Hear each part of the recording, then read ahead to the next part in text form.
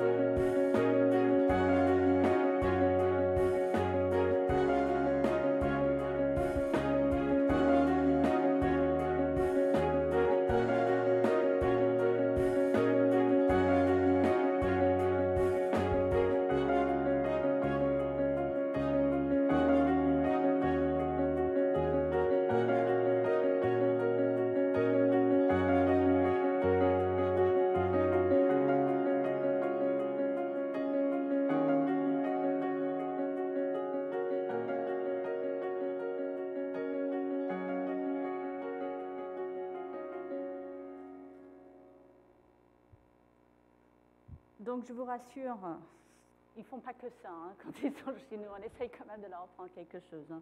Mais c'est vrai qu'il reste ce souvenir social du programme. Maintenant, je ne sais pas combien de vous sont familiers avec l'INSEAD. Donc, nous sommes une école de commerce indépendante. Nous n'avons aucun financement de l'État français. Donc, nous travaillons selon les modèles américains, comme Harvard, Stanford, etc. Du coup, nous sommes excessivement dépendants sur du fundraising avec nos anciens. Nous avons donc une grande partie de notre activité qui est la formation du cadre. Beaucoup de sociétés nous envoient des gens pour une semaine, 15 jours pour faire des programmes courts sur ces sujets spécifiques. Et après, nous avons ce qu'on appelle nos Degree Program Students. Donc, nous avons notre MBA qui se fait en 1 an. La plupart des autres écoles font un MBA en 2 ans. Nous avons aussi un Executive MBA où nous avons des cadres qui sortent de leur lieu de travail une semaine, tous les 6 semaines à peu près, pour passer du temps sur nos 3 campus. Nous avons 3 locations, donc, Fontainebleau, Singapour et Abu Dhabi.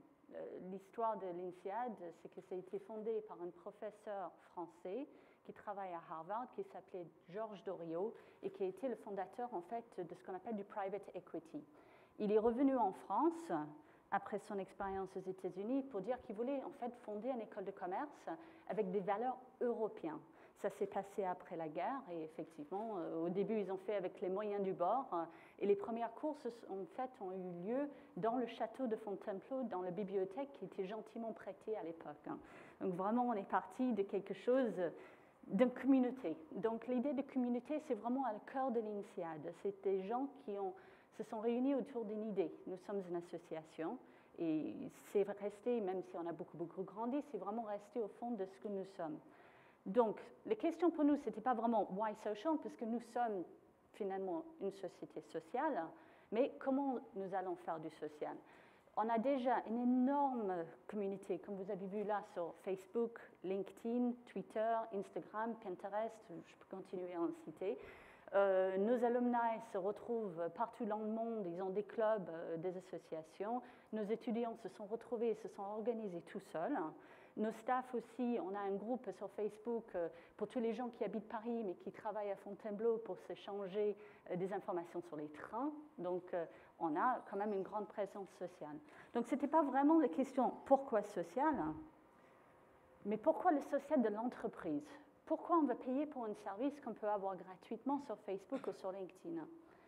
Et à ce moment-là, effectivement, quand on a voulu transférer, on ne faisait plus que du social où on parlait avec nos populations, mais on voulait transférer une véritable connaissance business, vraiment nos façons de travailler de plateformes classiques vers du social. À ce moment-là, on s'est demandé, mais est-ce qu'on peut faire confiance à des sociétés comme LinkedIn, comme Facebook, qui effectivement sont des très grandes plateformes sociales, mais qui ont aussi tendance à changer relativement souvent leurs terms and conditions. Hein.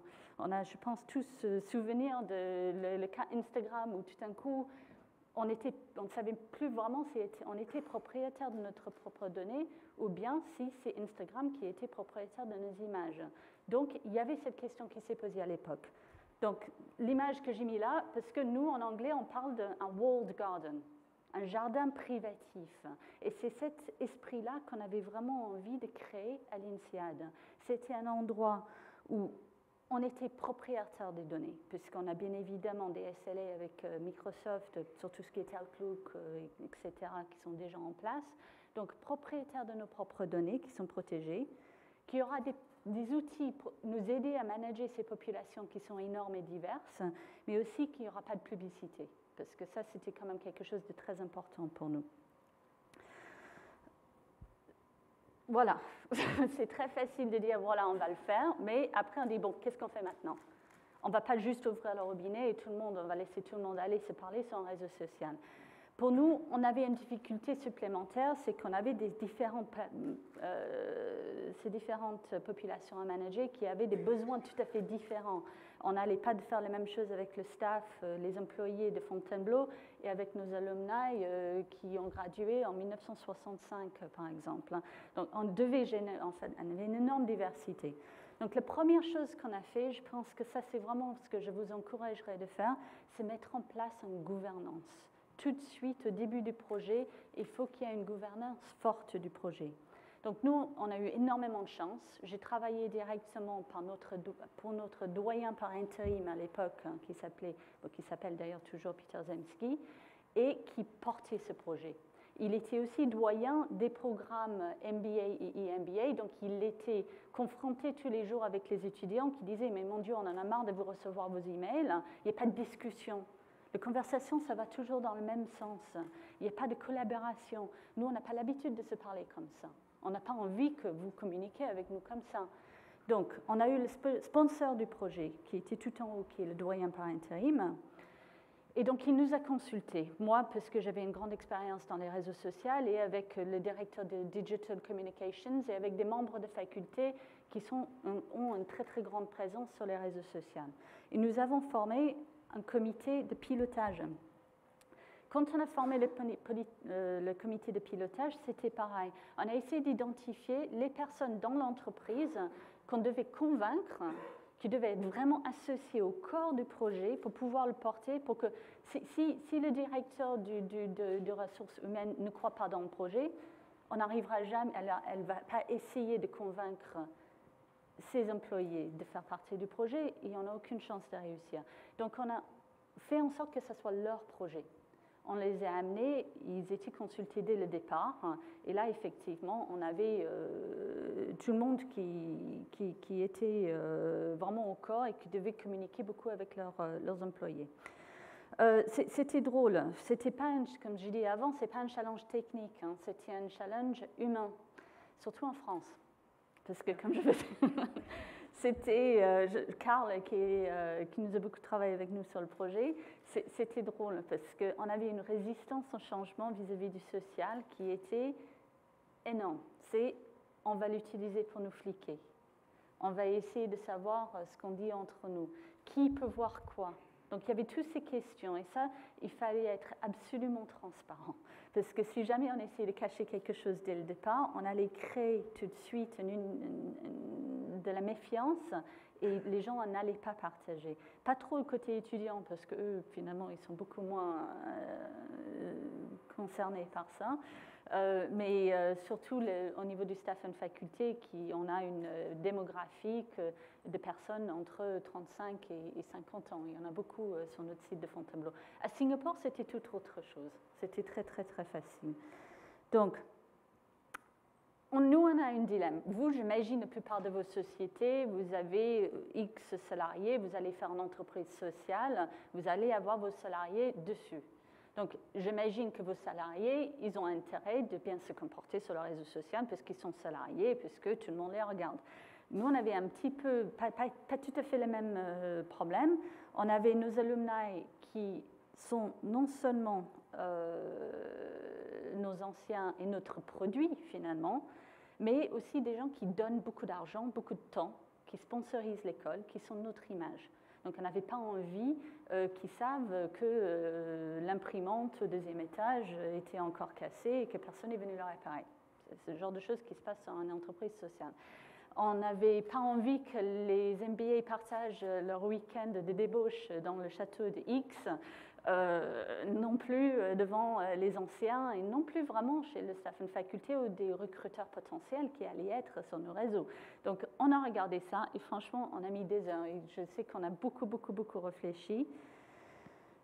On a examiné déjà nos plus grands stakeholders, on les a identifiés. Donc on a à peu près 800 membres du staff. On a à peu près 2000 degree program students, donc tous ceux qui sont là pour avoir leur diplôme. Et on a à peu près une communauté de 45 000 alumni. Ça, c'est la taille des populations. Par contre, quand on regarde les conversations, l'interaction qu'on a avec eux, c'est tout à fait différent.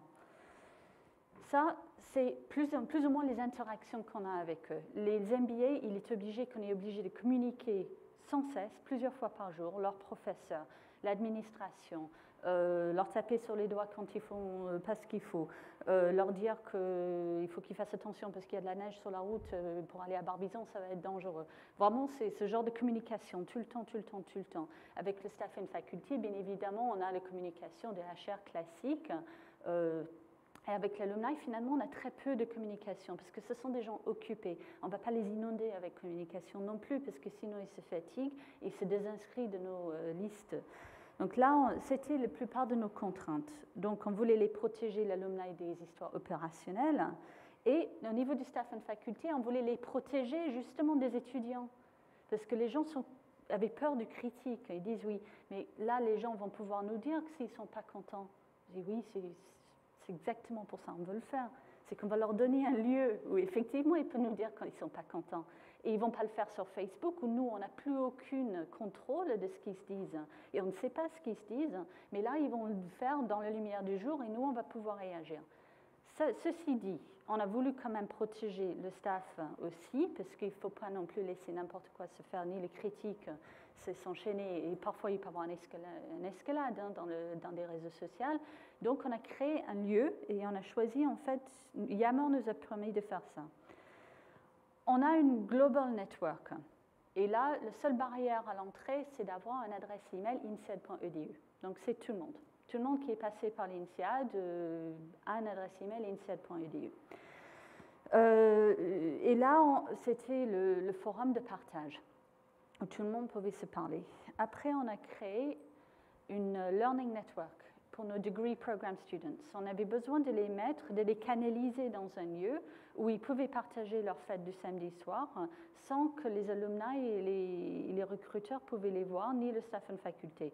Les seuls staff and faculté qui avaient droit au Learning Network, c'était ceux qui avaient besoin d'interagir avec les étudiants pour des raisons vraiment très concrètes.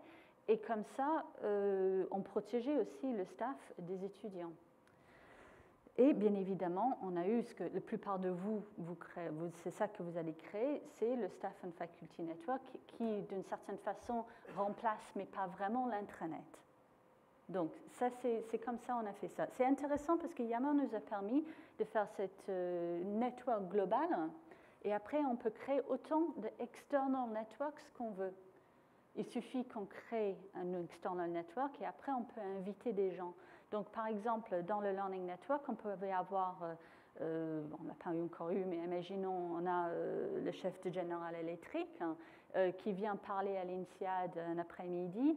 On peut l'inviter en tant qu'invité dans le Learning Network pour interagir avec les étudiants et après, on peut l'enlever. Il n'a pas d'adresse email INSEAD, mais on peut l'avoir comme guest.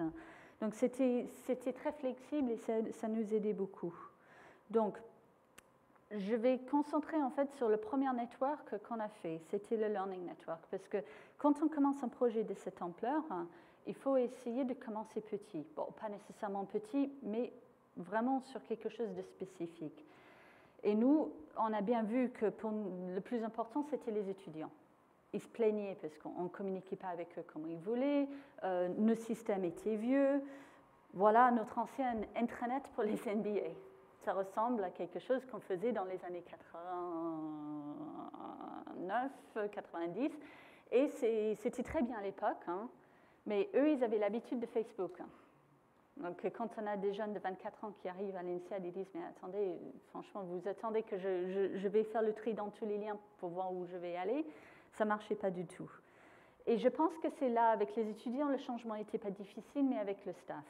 Parce que là, les gens postaient des informations et les autres les recevaient. Maintenant, c'est ce qu'ils ont. C'est ce qu'on appelle le Learning Network à l'INSEAD. Et là, c'est bien évidemment organisé de façon tout à fait différente. Les étudiants ont leur groupe sur le côté. Ils ont un flux en milieu où ils peuvent poser des questions. Et bien évidemment, des groupes qui vont adresser des questions spécifiques. Il a fallu beaucoup rassurer le staff, essentiellement, plus que les étudiants, parce que les étudiants ont l'habitude d'utiliser les réseaux sociaux. Donc, nous offrons beaucoup de services à nos étudiants, parce que, comme vous savez, on enseigne en anglais. On a un nombre de facultés, 80 nationalités différentes qui enseignent à l'INSEAD, et on a à peu près le même nombre représentés parmi nos étudiants. Donc, ils viennent de partout au monde. La grande majorité ne parle pas français. Ils arrivent à Fontainebleau, c'est quand même un sacré challenge.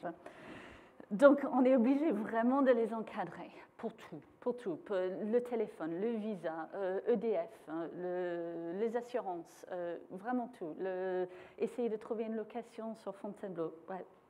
Et finalement, on a créé tous ces groupes qui existaient déjà en département pour les aider.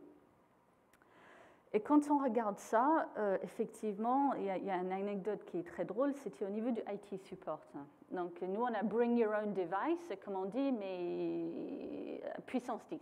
On a 500 sauvages qui débarquent sur le campus de Fontainebleau un dimanche après-midi et ils veulent tous se connecter au Wi-Fi. Sauf qu'ils ont des devices, mais de partout, dans toutes les régions, tous les formats possibles et imaginables. Il y en a certains, s'ils ont travaillé chez IBM, qu'ils arrivent avec leur laptop qui est complètement verrouillé, ils n'ont même pas le droit d'administrateur dessus. Et nous, on a une armée de support qui vient les aider. Dans les amphis, je pense que Carl l'avait vu, on organise, c'est vraiment une task force énorme pour essayer de mettre tous ces gens sur nos réseaux. On a réussi à transférer toutes ces données-là sur le réseau social. Et ils avaient accès au réseau social avant d'arriver sur le campus. Donc, ils ont pu downloader leur driver, rentrer les codes pour les accès, comprendre comment marchait l'imprimante. Donc, quand ils sont arrivés sur le campus, les choses se sont passées beaucoup plus facilement. Et quand on regarde le genre de conversation qui se passe dans ce groupe, là, par exemple, ça, c'est le groupe Carriers. Avant, on aurait été obligé de leur envoyer un email. Là, on envoie un message sur la plateforme, LinkedIn cherche des gens. Voilà, cherchez ce lien, vous allez pouvoir postuler. Là, c'est IT Support, ça, celui-là, j'ai beaucoup adoré, j'ai beaucoup aimé l'autre jour, c'était au début septembre. Il y a un étudiant qui nous a dit, il y a un ordinateur qui se casse la figure dans un des salles, est-ce que vous pouvez aller le vérifier? Donc, finalement, nos étudiants sont capables de nous donner du feedback et nous dire tout de suite s'il y a un problème sur le campus, que le chauffage ne marche pas, etc. Finalement, ça nous économise du travail d'une certaine façon, parce qu'on a cette feedback permanent. Et finalement, là, on a eu un visa. Donc, est-ce que je peux entrer à Prague avec une visa étudiée en français, même si j'ai un passeport indien? Et on a pu leur répondre tout de suite. Et non seulement c'est nous qui répondons, mais là, vous voyez qu'il y a 5 réponses à cette question. Des étudiants se répondent aux autres étudiants. Donc, ce n'est pas que nous qui sommes obligés nécessairement d'être la source de connaissances, mais ils s'aident entre eux. Et on a vu exactement le même comportement parmi le staff. Donc, en chiffres, parce qu'on a démarré en mois de décembre, voilà nous, où on est né. Donc, bien évidemment, je vous ai dit qu'on a 2000 étudiants degree programs sur le campus à peu près en même temps. Pas tous nos programmes sont dessus. Donc là, je dirais qu'on a pratiquement la totalité. Et là, on voit bien évidemment pendant les vacances de cet été qu'il y a eu une baisse d'activité, mais l'activité reste constante, voire en croissance. On voit quand même qu'ils ont partagé 5000 messages. Et chacun de ces messages, c'est un email en moins. Ce qui est génial, parce que c'est de l'information qui est posée sur la plateforme en tant que repositoire et que tout le monde peut partager de l'information.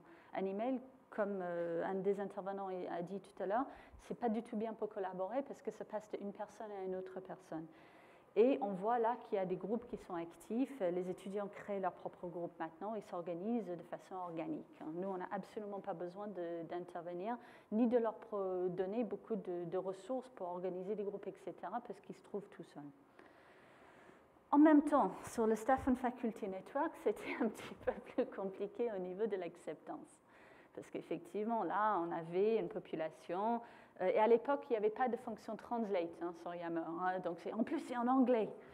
Donc ça, c'était un petit peu difficile au départ. Comment faire un changement comme ça? Ça, c'est vraiment la grande leçon. Moi, pourtant, j'avais travaillé dans stratégie et changement pendant des années. Là, j'ai appris énormément de choses. C'est qu'il faut commencer. Et là, je suis allée consulter avec chacun des directeurs. Je les ai pris à part et je leur ai transmis finalement la responsabilité du projet. Dans le sens, je leur ai dit, ce n'est pas moi qui vais décider ce que vous allez mettre dans cet espace. C'est votre espace. C'est vous qui allez me dire comment vous voulez travailler avec vos équipes. Quelles sont les choses que vous faites tous les jours que vous voulez faire sur cette plateforme. Et on va prendre un, ou on va en prendre deux, ou on va en prendre trois. Et on va commencer petit. Et on va essayer de voir si ça marche. Et si ça marche, ben, on va commencer à avancer. Donc j'avais déjà consulté avec eux. Et par exemple, HR Director Amélie m'a dit, bah, nous, tous les semaines, on publie What's on Campus. C'est un journal. Et on a besoin de chercher toutes les informations de tous les départements. Je dis, on aimerait bien faire ça en ligne. Donc on a commencé avec cette petite use case qui a très, très, très bien marché. Et qui a après les gens, avec le peur un petit peu enlevé, ont pu recommencer à trouver des idées et porter le projet de leurs propres ailes. Donc j'ai vu chacun des directeurs pour être sûr de leur vision du projet. Après, j'ai vu chacun des directeurs avec leurs équipes. Comme ça, moi et le directeur, on parlait d'une seule voix. Je n'étais pas en train de leur donner quelque chose de contradictoire ou de leur enlever le pouvoir. Je leur donnais encore plus de pouvoir parce que les gens dans des positions de management ont peur, en fait, finalement, d'avoir cette contrôle qui s'enlève. Donc, il faut bien leur donner cette contrôle sur le projet. Donc, c'est ce que j'ai fait. J'ai fait énormément de réunions entre décembre et mars. Après, en amphithéâtre et en laboratoire d'ordinateur, j'ai organisé des séances d'information ouvertes, libres, que les gens n'étaient pas obligés de dire qu'ils venaient avant parce qu'ils ne voulaient pas attirer l'attention sur eux. Et je l'ai fait 2 fois par semaine, une fois en anglais, une fois en français, le mardi et le jeudi, systématiquement pendant 1 heure. Et là, les gens pouvaient venir me voir, poser des questions, même dire « Ah, j'ai reçu l'email d'invitation, mais je ne sais pas quoi faire maintenant. » Ou « Quelle est l'adresse email qu'il faut que je mette ?» Et « C'est quoi un follower ?» Il y a des gens qui me suivent. Donc, je pouvais leur dire « Ne vous inquiétez pas. Ils vont seulement voir ce que vous allez mettre dans des groupes publics. » Il y avait toutes ces questions, toutes ces peurs. Et mais si je poste ça, tout le monde peut le voir. Voilà. Les gens ont besoin d'être rassurés. Et ça, on est finalement psychologue autant qu'on est stratégiste ou chef de projet dans ces cas-là. Donc j'ai passé des heures et des heures et des heures à rassurer. J'ai vu des gens seuls, j'ai vu des gens en groupe. J'ai fait autant de réunions que nécessaire. Après, j'ai pris un avion et je suis allée à Singapour faire exactement la même chose. Et j'ai passé plusieurs semaines là-bas à faire exactement le même travail avec les équipes, sauf que là-bas, je n'étais pas obligée de leur expliquer ce que c'était un follower. Parce que l'État de Singapour a très, très, très, très bien travaillé et la plupart des informations du gouvernement passent aussi par les réseaux sociaux. Donc, les populations savent, ils ont une très, très, très profonde connaissance de ce que c'est un réseau social. Voilà, donc ça, c'est notre Staff and Faculty Network. Maintenant, c'est un outil de travail. C'est sûr que c'est un outil de travail, ce n'est pas Facebook. Il ne faut pas que ça le devienne parce qu'on a Facebook pour ça. Et on n'a pas nécessairement envie de montrer ses photos de vacances à ses collègues de travail. Ce n'est pas le lieu utile pour ça. Nous avons des groupes de projets. Donc, par exemple, pour moi, en ce moment, je suis en train de travailler sur le nouvel intranet. Et là, je travaille avec le directeur de HR, le directeur de faculté, le CFO, sur ce projet. Et là, on a une réunion 1 fois par mois, et entre les réunions, on continue à travailler, on continue à partager. Plutôt d'être obligé de faire des multiples réunions, en plus, sur plusieurs locations. Nous, on travaille beaucoup entre 8h et 10h du matin, obligatoirement, parce qu'on travaille beaucoup avec l'Asie. Là, en fait, tout le monde peut continuer à travailler, à partager des documents. Tout est dans un repositoire central. Donc, ce genre de groupe de travail, c'est transversal au travers de différents départements. Après, on a des groupes de départements où eux, ils partagent des documents entre départements. Comme ça, quand Marie, elle est malade ou elle a besoin de rentrer chez elle pour chercher un enfant, ben, les autres peuvent continuer à travailler parce que tous les documents sont stockés dans un repositoire central. Et non seulement les documents, mais les conversations autour du document. Donc, ce n'est pas le document tout seul, hein, mais « Ah oui, mais j'ai updaté ce document pour ajouter tel et tel client à telle heure. Est-ce que tu peux aller regarder ça ?» Et après, on met le nom de la personne. Ils reçoivent un petit message et ils savent qu'ils ont quelque chose à faire sur le document. Donc, quand on travaille sur des lieux multiples, c'est hyper efficace comme façon de travailler. Mais il n'y a pas que le travail. Et c'est comme ça que j'ai réussi à faire passer le changement à Fontainebleau. Parce qu'on a réussi à réduire de façon très, très, très sensible nos emails. Et on a essayé de ne pas le faire en brutalité. Au départ, quand on a dit, ben, on va mettre ça, il y a le CIO qui a dit, c'est génial, on ne va plus envoyer d'emails. J'ai eu une panique totale du staff qui dit, non, mais ce n'est pas possible, les emails, on les classe, on les met dans des dossiers, etc. On va tout nous changer. Ils ont appelé le CE, le délégué syndical, mais bon, bref. Il fallait les rassurer. et dire non, on ne va pas changer tout du jour au lendemain. Donc, toutes les informations non essentielles. Par exemple, nous avons le camion de donation de sang qui passe sur le parking à 14 heures. Est-ce que vous voulez venir? Ça, c'est peut-être pas nécessairement obligé d'être un email à Hall sur tout le campus, surtout Singapour et Abu Dhabi. Donc, ce genre d'email, on a dit, ça, on arrête. Ça passe par le réseau social. Après les emails, par rapport à annoncer qu'on a une réunion stratégique avec tous les staffs et facultés, ça va continuer à envoyer des emails et les mettre sur la plateforme sociale. Ça a duré à peu près 3 mois. Et c'est drôle parce que tout le monde s'est finalement pris au jeu.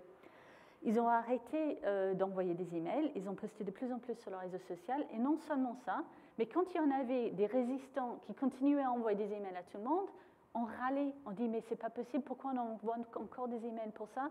Ça devrait passer par Yammer. Donc en fait, c'est venu du bas, c'est pas obligé d'être imposé du haut. Le CE, c'est un super partenaire, le CE, parce qu'ils envoient des choses que les gens ont envie d'aller regarder. Les menus de cantine de midi, par exemple, c'est super aussi. Ça donne envie des gens d'aller regarder ce qui se passe sur le réseau. Donc, moi, j'ai travaillé beaucoup avec les CE, j'ai travaillé avec les délégués sociaux, et ils ont leur propre groupe sur Yammer, et maintenant, toutes les informations se passent par là. Et finalement, il y a une très, très jolie initiative qui s'est passée à Singapour que je pense ne serait jamais arrivée si on n'avait pas eu Yammer. On a pour les MBA ce truc qu'on appelle le splash. On les envoie dans un projet social, construire un parc pour des enfants ou faire quelque chose dans la communauté. Et on n'avait jamais fait ça pour le staff. Et il y a eu une question lancée sur Yammer. Et si on faisait la même chose pour les employés de Singapour? On veut faire quelque chose, on veut donner quelque chose à la communauté singapourienne. Et tout le monde a dit oui, c'est génial, c'est une super idée. Et là, ça s'est fait avant-hier, je pense, INSEAD Cares. Ils sont allés dans un centre de loisirs pour enfants défavorisés. Ils ont construit un centre de jeux. Maintenant, ça a été bien évidemment financé par le CFO, gentiment, mais c'est le meilleur team building exercise qu'on peut possiblement imaginer. Les gens n'ont pas été obligés de le faire. On a mis une liste dans une note sur Yammer et les gens sont venus s'inscrire au groupe et ils ont participé. Donc, c'est des choses qui se passent de façon organique, qui sont organisées par les gens et plus justement par la direction. Bon, les résultats en chiffres, c'est que bien évidemment, l'INSEAD n'a pas une croissance à 25%, donc on ne rajoute pas non plus 25% de personnel tous les jours, mais on voit que l'engagement est quand même relativement stable, bien évidemment, pendant l'été. Ça s'est un petit peu baissé, mais ce n'était pas sensible. Au niveau du nombre de messages postés, ça continue. Donc, chaque message posté là est un coup de téléphone ou un email en moins. C'est sûr, parce que les gens disent, alors on se rencontre à la bar à midi pour aller manger ensemble, c'est un email qu'on n'envoie pas, des messages privés. Mais là, on voit que la plupart des messages sont des messages dans des groupes, donc partagés. Et finalement, bon, création de groupes, ça continue. Et on a des groupes pour tout. On a un groupe qui s'est créé la semaine dernière, qui est le tricot de midi, ou un truc comme ça. Il y a vraiment tout et n'importe quoi. On a des groupes de marche qui vont se balader dans la forêt le mardi à midi. On a des groupes vraiment pour s'occuper des chiens et des chats des voisins. Vraiment, il y a tout et n'importe quoi. Mais ces groupes sont autogérés. Donc finalement, il y a seulement ceux qui s'intéressent à ces groupes qui vont se mettre dedans. Ce qui m'a quand même fait rire, parce que je n'avais pas regardé depuis un petit moment. Donc, mes récalcitrants de Fontainebleau, finalement, au bout de 6 mois, c'est ceux qui utilisent le plus la plateforme. Et j'ai pu le savoir parce que le groupe public le plus populaire, c'est ce qu'on appelle le Fontainebleau Bulletin Board, où on dit on a un paire de chaussures à vendre. Voilà. Et donc, finalement, tous ceux qui étaient les plus résistants, et ça, c'est, bon, après 23 ans en France, je peux le dire, c'est souvent le cas en France, on va dire, oh non, je ne suis pas sûre, c'est pas bien, etc. Mais une fois qu'on est dedans, on met une énergie extraordinaire et finalement, on porte un projet. Et là, ça a vraiment été le cas pour nous à l'INSEAD. Donc, et finalement, là, je n'ai pas beaucoup parlé de l'alumni, parce qu'on ne les a pas mis au départ. Déjà parce qu'on n'avait pas fait la migration sur Office 365, donc on n'avait pas encore la possibilité de leur donner tous des adresses email insead.edu, et ils avaient nos anciennes adresses email alumni.insead.edu, donc ils ne pouvaient pas être sur le réseau. Mais surtout pour nous, là, il y avait un grand risque. Avec les étudiants MBA, on a tendance à dire, Bon, allez, si on a un problème, c'est pas grave, dans un an, on va en avoir un nouveau groupe. Donc, on peut gérer ce genre de changement. Finalement, les choses se fassent comme ça. Avec le staff, ils sont payés pour être là, donc ils peuvent râler, mais au bout d'un moment, quand même, ils sont obligés de s'y mettre un petit peu. L'alumni, ce n'est pas du tout le cas. Et pour nous, puisqu'on n'est pas financé par l'État, c'est fondamental qu'on fait une bonne impression sur cette population-là. Et en mois de août, on a lancé l'alumni sur le Global Network. Et là, c'est impressionnant. Ça, on a eu peur, on a mis 6 mois à le faire, mais on aurait dû le faire plus tôt, parce que ça s'est envolé. Et aujourd'hui, on a des groupes pour tout. On a le Energy Club, où on a les anciens qui travaillent pour Shell ou BP, qui discutent avec nos étudiants, qui offrent du boulot. On a Careers, où on a des gens qui travaillent pour des multinationales, qui disent « Ah oui, on a un poste à pouvoir, est-ce que ça peut intéresser un jeune de postuler de chez vous ?» On a des facultés qui s'engagent dans des discussions stratégiques avec des alumni, avec des étudiants sur des histoires d'économique et politique ou régionales, parce qu'on a une grande présence régionale. Et on a des groupes d'alumni qui avant partageaient sur Facebook, qui aujourd'hui partagent sur notre réseau propre. Parce que quand ils ont une discussion entre eux, ils sont capables d'inviter de façon tout à fait spontanée un membre de faculté, un membre de staff dans les discussions, quelque chose qu'ils ne pouvaient pas faire avant. Donc, on a effectivement des groupes pour à peu près tout. Dans le Global Network de l'INSEAD aujourd'hui, on a des groupes par région géographique. Donc, on a nos alumni Brésil, on a un alumni Angleterre. Et ce qui est génial, c'est que nos étudiants qui ont l'intention d'aller travailler dans une de ces régions peuvent tout simplement aller poser une question à des gens qui sont déjà dedans, qui travaillent, disent « Aujourd'hui, je vais envie d'aller en Brésil parce que c'est un pays d'opportunité. Est-ce que vous me conseillez ça ou qu'est-ce que je devrais faire ?» Et les alumni, comme là, sur Facebook, ils répondent. Sauf que tous les autres étudiants peuvent en profiter aussi des réponses à ces questions. On a des groupes, effectivement, private equity, vin, golf, tout ce qu'on pourrait imaginer. Et finalement, on a nos groupes, parce que c'est drôle, les étudiants sont très attachés à leur promotion. Ils passent 1 an chez nous, mais c'est une année très intense. Il y a des liens très forts qui se créent, et ce sont des gens qui continuent à se voir tout au long de leur vie. On est obligé, quand on a ce genre de population, bien évidemment, à créer beaucoup de matériaux pédagogiques pour les aider à circuler. Les étudiants, ils sont jeunes, ils apprennent très très vite. Quand on a effectivement la promotion de 75, on a besoin d'être un petit peu plus pédagogue, leur montrer un petit peu le chemin. Donc on a besoin d'être très disponible pour les aider. Donc on a créé un certain nombre de documents. Le résultat est là. On est obligé quand même de continuer à travailler sur le réseau. Donc régulièrement, on fait des opérations de communication pour les aider à entrer dedans. Là, c'est le résultat du Global Network qui commence, parce qu'on a commencé, comme je vous ai dit, en mois d'août, à prendre un petit peu d'importance. Mais surtout, pareil, on a notre réseau alumni qui commence à envoyer des documents eux-mêmes pour essayer d'attirer du monde. On essaye de leur convaincre. Mais c'est ça que j'aime regarder. C'est que récemment, j'ai vu ça sur le network et là, on a le MBA 75 qui n'est pas nécessairement la population qu'on pourrait imaginer d'être des grands utilisateurs de réseaux sociaux, qui postent une photo parce qu'ils se retrouvent.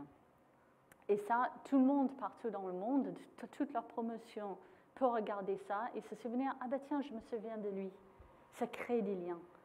Et c'est pour ça aujourd'hui, quand on dit « Why social », finalement, c'est plus why social, mais comment social. L'INSEAD, en étant vraiment une entreprise très sociale, ce que je voudrais, c'est que notre Enterprise Social Network, finalement, soit, quand on pose la question why INSEAD, parce qu'on a cette communauté, non seulement cette communauté physique pendant cette année à Fontainebleau, mais cette communauté qui va continuer tout au long de notre vie, soit dans les rencontres dans des bars à Paris ou ailleurs, mais aussi sur l'Internet pour les 20-30 années à venir. Voilà.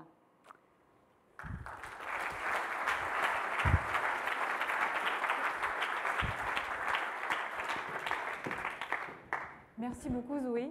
Je crois que c'est vraiment la première fois qu'on entend votre histoire de manière aussi complète, finalement. Et puis on a la chance d'avoir INSEAD qui a démarré depuis plusieurs mois. Contrairement à des projets traditionnels, moi ça fait longtemps que je suis dans le monde SharePoint. Et c'est vrai que dans un monde SharePoint, avoir ce type de retour d'expérience, il faut bien attendre quelques années pour pouvoir avoir des retours aussi valorisant, aussi rapide. Ici, ce qu'on remarque avec le réseau social et d'autant plus avec Yammer, c'est que voilà, c'est une histoire de 9 mois. Oui. Alors, je ne compte pas la préparation, mais 9 mois après le lancement, on commence à avoir de belles histoires et c'est ça qui me fascine aujourd'hui dans le réseau social. Et même la préparation, on a commencé à discuter de cette histoire l'été avant, donc tout début, au mois de septembre. De septembre à décembre, c'était la planification, donc en 12 mois. On va vous garder avec nous, Zoé, parce qu'on va passer au panel, donc au témoignage client, et je vais appeler, alors pas l'intégralité de toutes les équipes, parce qu'on va un peu manquer de place, et puis surtout on manque de temps, mais ne vous inquiétez pas, ces clients vont être disponibles dans cette salle à partir de, alors je ne sais pas quand on va terminer, donc ça va être entre 14h et 14h30, on verra à quel horaire on reprend cet après-midi, mais là on va quand même aborder quelques questions, et on va leur poser quelques questions pour essayer de comprendre les projets de nos chers clients.